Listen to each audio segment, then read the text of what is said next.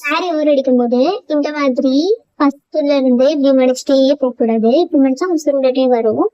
எப்படி மடிக்கிறேன்னு பாருங்க. இது மாதிரி ரெண்டு சைடுமே கொஞ்சம் கொஞ்சம் மடிச்சுக்கோங்க. ஈவனா மடிச்சுக்கோங்க. கொஞ்சம் டிஸ்டன்ஸ் வச்சு மடிச்சுக்கணும். இப்ப ரெண்டுத்தையுமே பிடிச்சிட்டு ஸ்டார்ட் பண்ணுங்க ஸ்டிச்சஸ். ஓகே, நீங்க ஸ்டார்ட் பண்ணும்போது போக போக சுருங்காம ஸ்ட்ரைட்டா வரும். பேலன்ஸ் கட் பண்ணி விட்டுருங்க. பூட்டர் பக்கத்துல இருந்தே நம்ம வந்து மடிச்சுட்டே வந்து போக கூடாது. இப்படி போகும்போது சுருண்டுட்டே வரும். கொஞ்சம் டிஸ்டன்ஸ்ல போய் ஸ்ட்ரைட்டா மடிங்க. ஸ்ட்ரைட்டா மடிக்கும் போது உங்களுக்கு பார்க்கும் போதே ஸ்ட்ரைட்டா இருக்கும். அப்ப அப்படியே ஸ்டிச்சஸ் போட்டே வாங்க. மிச்சம் இருக்கிறதையும் அதே மாதிரியே ஸ்ட்ரைட்டா வச்சு கொஞ்சம் டிஸ்டன்ஸ்ல போய் வச்சுக்கோங்க. பார்க்கும் போதே ஸ்ட்ரைட்டா இருக்கணும்.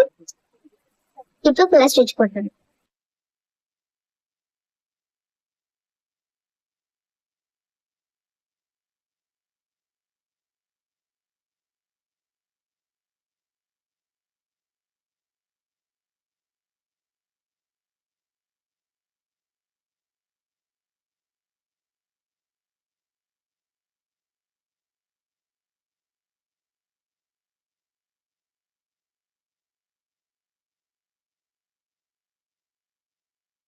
அது மாதிரி உங்களுக்கு முடியும் போதும் ஈவனா முடிஞ்சிருக்க பாருங்க.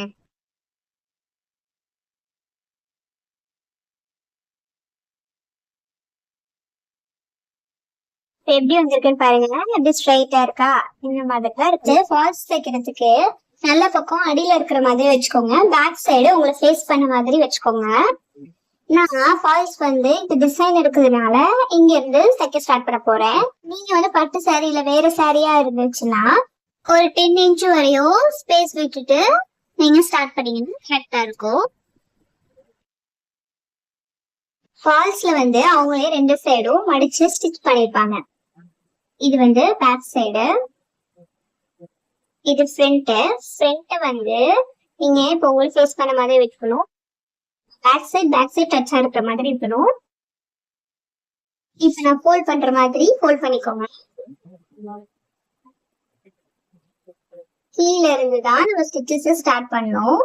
நல்லா எட்ஜ்ல வச்சுக்கோங்க. ஃபுல்லா ஸ்டிச் போட்டுருங்க. முடிக்கும் போதும் நம்ம ஸ்டார்டிங்ல எப்படி ஃபோல்ட் பண்ணோமோ அதே மாதிரியே ஃபோல்ட் பண்ணி முடிச்சுக்கோங்க.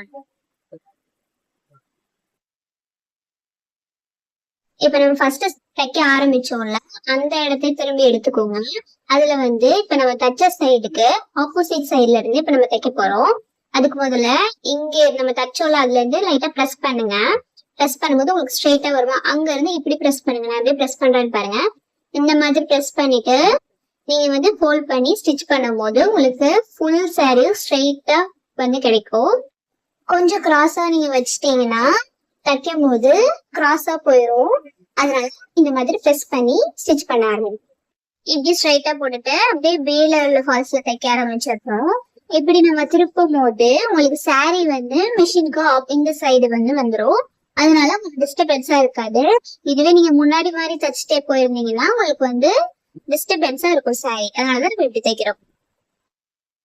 நான் எப்படி பிரஸ் பண்றேன்னு பாருங்க. நம்ம வந்து பிரஸ் பண்ணும்போது நம்ம சுருக்கம் இல்லாம ஸ்ட்ரெயிட்டா இருக்கணும். அப்பதான் வந்து ஃபுல்லா தைக்கும் போது ஸ்ட்ரெயிட்டா வரும். அப்படி இல்லைன்னா நீங்க தைக்க தைக்க அது அப்படியே கிராஸா போயிடும். அதனால இந்த மாதிரி பிரஸ் பண்ணிட்டே ஃபுல்லா ஸ்டிச் பண்ணுங்க.